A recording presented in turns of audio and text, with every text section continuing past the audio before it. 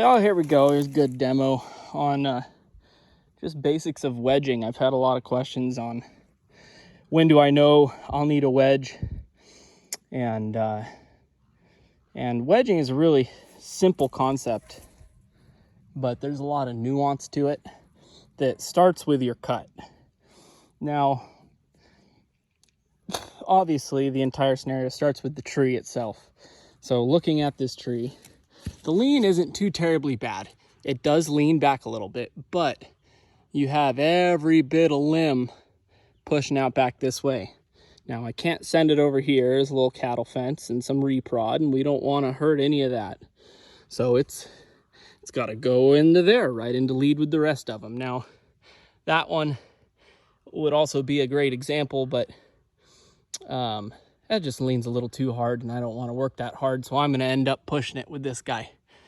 Hopefully, right, all into lead there. But so just very basic.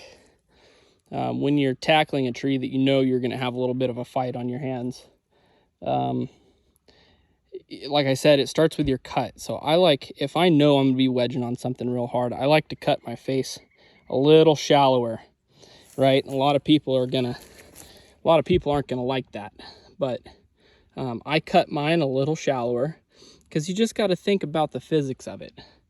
You know, you make your back cut and you're going to make your back cut longer, right? Instead of being, 50% or 60%.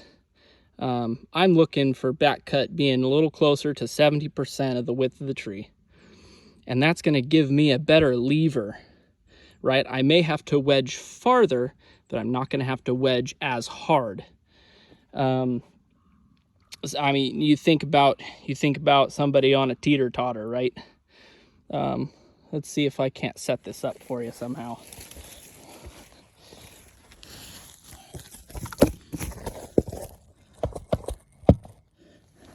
So you think about,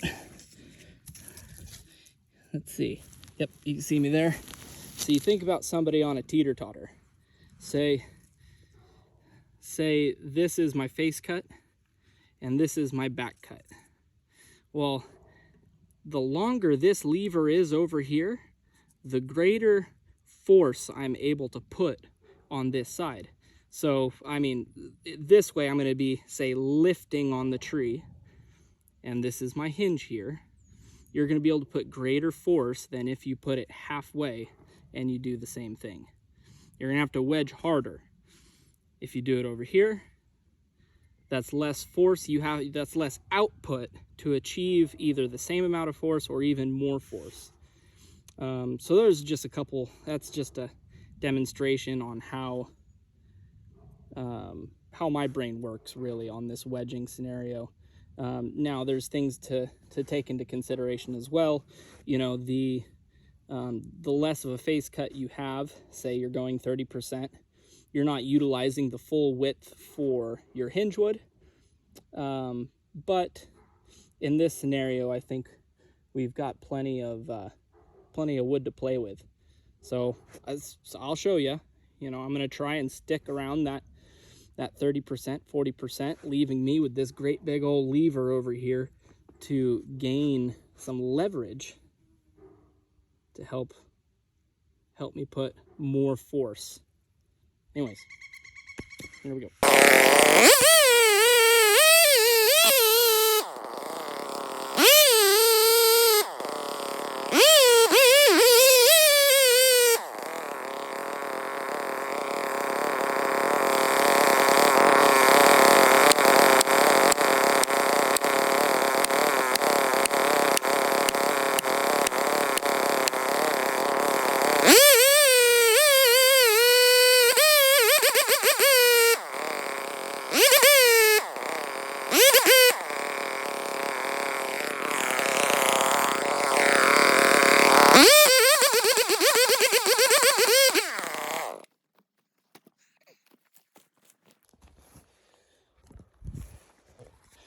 So I'm about cut up.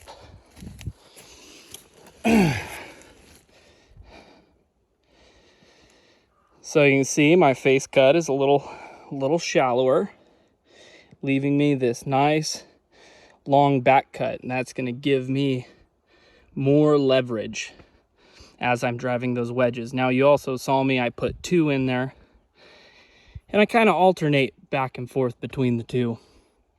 And if you've ever wedged on a tree and you just had 1 wedge in there and you're wedging the snot out of it, and you got to one point where you hit it and it just feels like boom, your axe just bounces back out, that means you've kind of maxed out your wedging power. Now, a remedy for that is to put another wedge in there, alternate between the 2, and they're sharing that same load. So same thing, you're not having to put as much force, as much output on a single wedge. You're splitting that output between the 2, allowing you to drive one in and then drive the other and then drive the other and then drive the other. And another key part of this is not waiting too long to put your wedge in. Get that wedge in early if you know you're going to be fighting with it. Got to get that wedge in early because you're trying to gain progress on the tree. You're not letting the tree try and gain progress on you. So, like I said, I'll alternate back and forth. I don't know if I'll need the 3rd for a double, but when we get there, I'll let you know.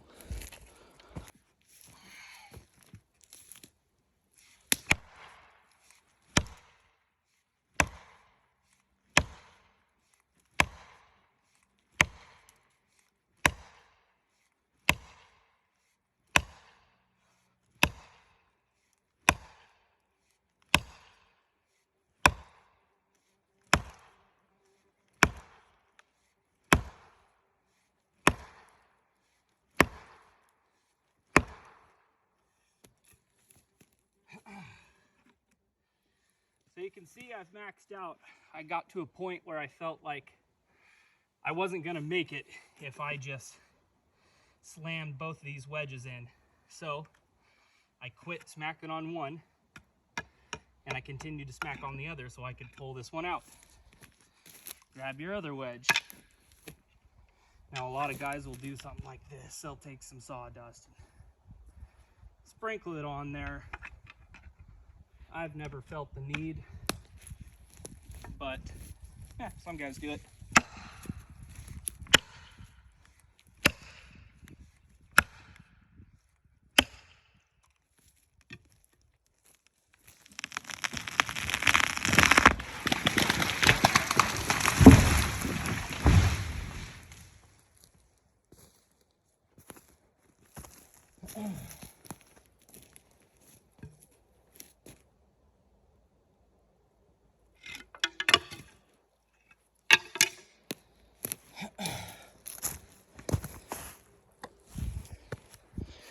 There you have it.